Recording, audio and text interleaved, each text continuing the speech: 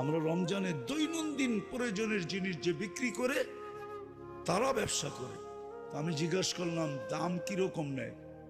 হাসি দিয়া বলে, তোমাকে মুফতির সার্টিফিকেট কে দিছে?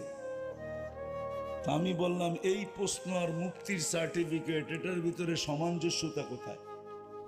তুমি কি পড়ো না রমজান সহানুভূতির মাস? আমাদের দেশে রমজানে দৈনন্দিন প্রয়োজনের জিনিস যারা বিক্রি করে তারা 1 টাকা মুনাফা নেয় না, এরা সহানুভূতি দেখায়। কেন? সহানুভূতির বিনিময়ে জান্নাত। কি? হ্যাঁ, হাদিসে আছে। 1 টাকা মুনাফা নেয় না। এবার দ্বিতীয়টা শোনেন, আরো মজার।